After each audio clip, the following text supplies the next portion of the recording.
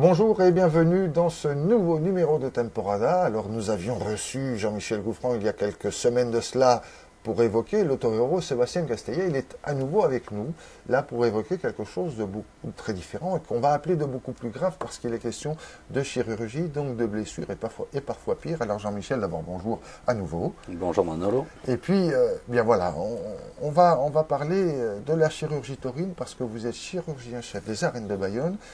Depuis quelque temps, vous allez nous dire depuis combien de temps, et à ce titre, vous avez vu passer entre vos mains et entre les mains de vos collègues un certain nombre de toreros, que ce soit des matadors d'alternatives ou des banderilleros, voire des picadors, pourquoi pas, voire d'autres personnes, je ne sais pas, parce que j'ai en tête des falcados, hein, je ne sais pas si vous allez évoquer tout cela, si on aura le temps surtout d'évoquer tout. Mais alors, tout d'abord, la chirurgie taurine, commençons par vous, l'état d'esprit du chirurgien avant, pendant et après une corrida, comment ça se passe ? Bon, actuellement, ça se passe simplement. Il m'a fallu 10 ans. Moi, je suis chirurgien ici depuis 77, donc ça fait 30 ans. Ça se fait, ça. Et les 10 premières années, je les vivais très très mal, comme on le vit mal au départ. Être en bas dans le callejón, ce n'est pas une partie de plaisir quand on est chirurgien, parce qu'on est là, dans le drame immédiat. L'équipe de Bayonne, on a donné nos soins à 80 toreros depuis que je suis là. Alors il y a de tout, il y a des blessures, il y a des fractures, il y a de tout, des malaises.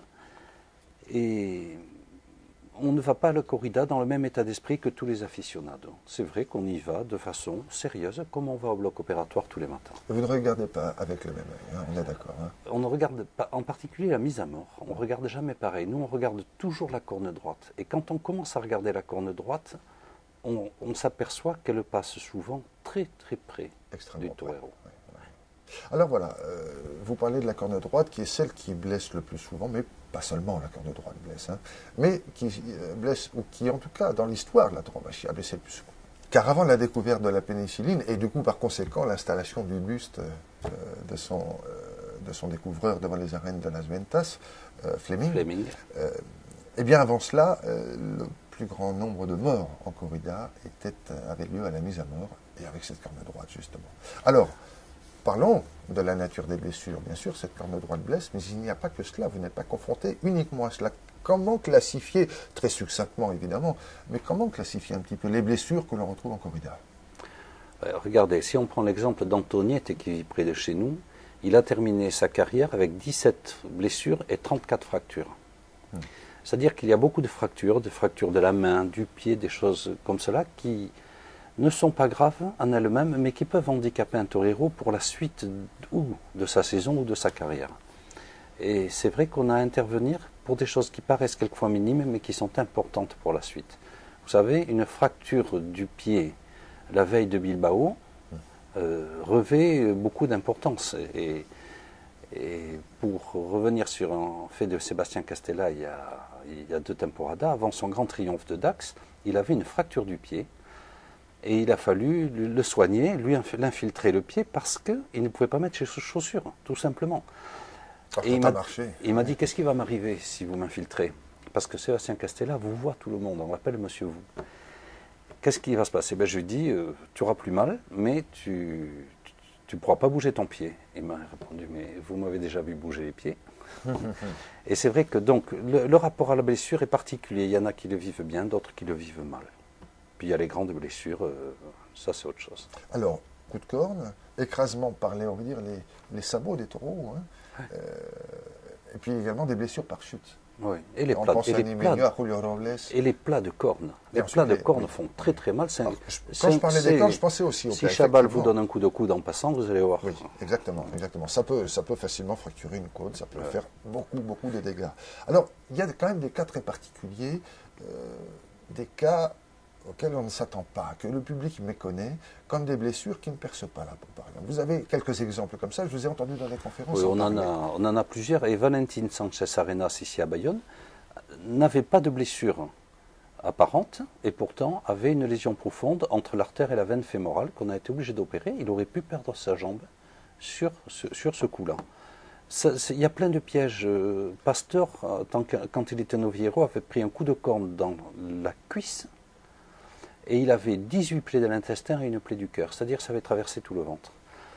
Et puis, d'autres fois, il y a plusieurs qu'on trajectoires. Qu'on comprenne quand même, le corps de l'homme se tasse complètement au moment d'un coup de corne. Non, mais attendez, vous avez vu la longueur d'une corne? Si vous la posez sur votre ventre, ça traverse tout. Et en fait, la longueur de la corne suffit. Ça suffit. Ouais. Concernant les blessures qui ne sont pas faites par corne, donc on pense, oui, je disais tout à l'heure, à Emilio Julio Robles, elles ne sont pas nécessairement moins graves, voire même parfois, dans certains cas, plus compliquées. Voilà, ce sont des blessures qu'on appelle civiles, qui peuvent arriver en mobilette à tous les coins de rue, et qui sont aussi graves, parce qu'une fracture de la colonne vertébrale, c'est aussi grave. Ouais. Alors comment ça se passe quand il y a une blessure en piste qui paraît sérieuse, parce que toutes les blessures ne sont pas aussi sérieuses, et fort heureusement.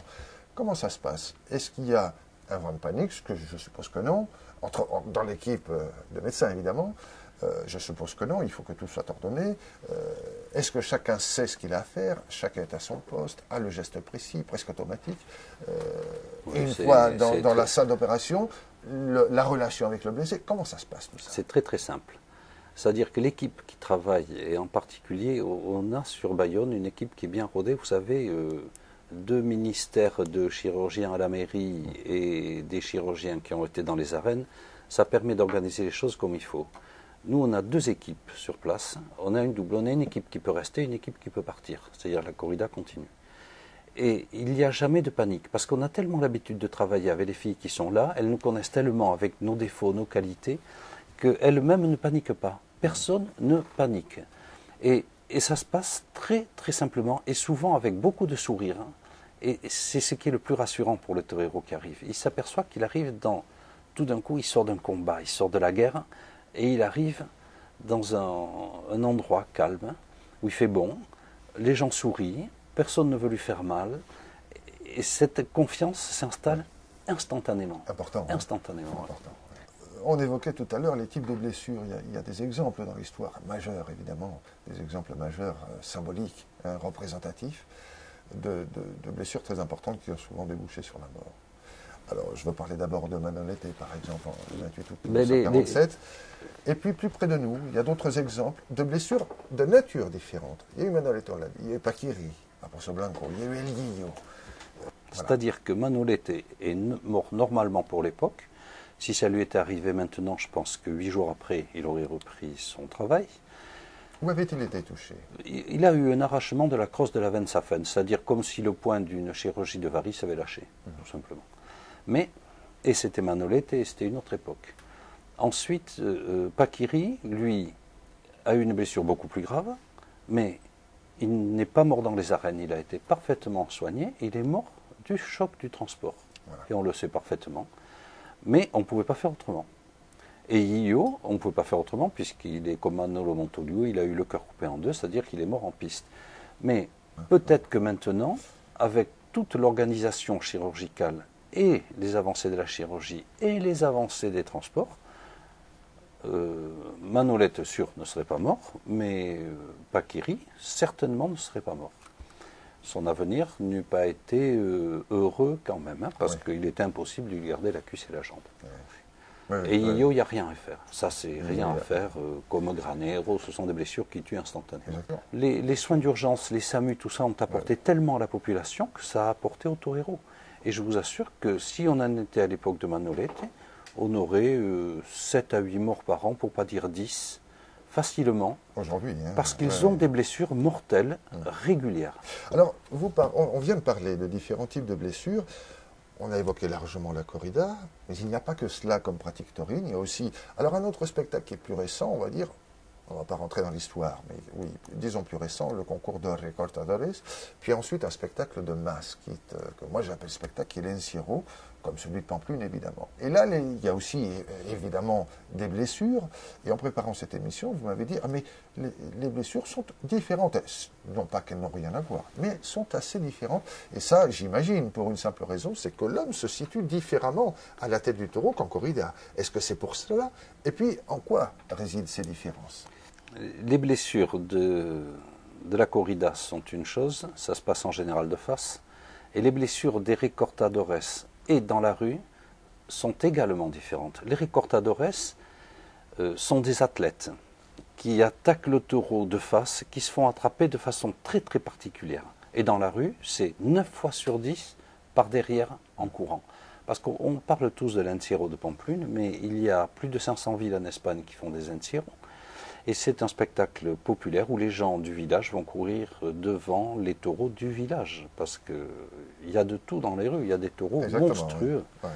L'an dernier, on a eu un Encierro avec un taureau de 13 ans. Hein. Oui, exactement. Oui. Et les blessures ne sont pas les mêmes parce qu'en général aussi, dans les fêtes populaires, ils ne sont pas tout à fait à jeun.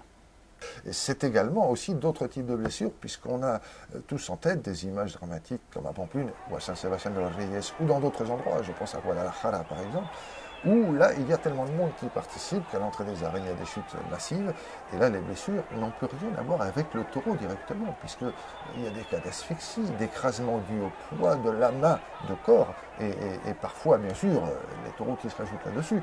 Donc ça fait une nature de blessure encore différente, et là un afflux de blessés considérable au dernier moment. C'est parti. Il faut avoir été pris dans un monton une fois pour savoir que quand on est pris dans un monton, c'est comme dans une avalanche. On a les bras coincés quelque part, les pieds coincés quelque part, et on cherche à respirer. C'est terrible, terrible. Moi, j'ai pas l'expérience de grand monton, mais de monton quand même assez costaud. On a l'impression qu'on est enseveli vivant. Et néanmoins, on reste actif, on essaie de s'en sortir par tous les moyens. Ben oui, mais on est bloqué. On a les bras, les jambes dessous, on ne peut pas bouger. Et on voit les gens qui ont cette expérience, on le voit sur certaines images de Pampelune, lors de montons qui se sont déroulés à l'entrée des arènes, ceux qui ont réussi à passer, malgré la présence imminente des taureaux qui sont en train d'escalader le monticule, les gens sont là, viennent tirer ceux qui sont encore prisonniers avec les taureaux à quelques centimètres parfois.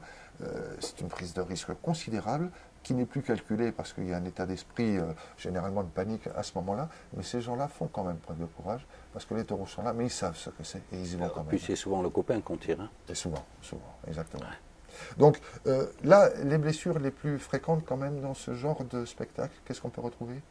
Les blessures du rectum, de la fesse, cuisse et rectum. Il y a eu un Encierro dans le Valle del Terror où il y a eu 4 anus artificiels, j'étais jeune, par blessure du rectum. En revanche, quand la blessure est faite de face à un Encierro, ça devient aussi grave, on va dire, qu'en corrida, parce que là, ça veut dire que l'homme est arrêté. En général, c'est le thorax. Oui, en général, là, c'est le thorax. Oui. Et rarement les jambes, d'ailleurs. Hein. C'est très rare, oui, les jambes. Les jambes, c'est par hasard. C'est à l'aine, parce que c'est à la mise à mort souvent. Voilà. Tandis qu'à l'Encierro, le taureau a la tête moins basse, on va dire. Il peut la baisser pour frapper, mais pas aussi bas qu'en corrida. C'est plutôt ça qu'on peut considérer. Il y a les Encierros sur terre et les Encierros sur rue. C'est toute la différence, elle est là. Parce que sur la terre, le taureau appuie son cou. Dans les rues, il dérape, heureusement. Et c'est pour ça que dans les corrales, on a des corrales souvent en béton, pour que les taureaux qui veulent se battre ne puissent pas piller leur cou. Exactement. Ils ont les pattes qui glissent et le coup de corps ne rentre pas. Ce qui est un autre débat, parce qu'on dit aussi que les taureaux, les corrales en béton sont susceptibles éventuellement bien de faire du mal aux pattes des taureaux. Oui, mais pas autant que les taureaux entre eux. Mais pas autant, exactement. Donc entre deux mots, il faut choisir le moins pire, on va dire. Ouais. Hein. Mais écoutez, Jean-Michel, on a fait que survoler, bien sûr, les aspects en dehors de la corrida. Pour la corrida, vous avez pu vous étendre un petit peu. J'espère que le public a bien saisi bien que votre corporation est d'une importance capitale pour qu'il n'y ait pas à déplorer plus de tragédies en corrida. Jean-Michel, merci d'abord pour ce que vous faites. Et puis merci d'être venu pour nous en parler, parce qu'on n'en parle pas gaiement, mais il faut en parler. Merci beaucoup. De rien. Merci Emmanuel.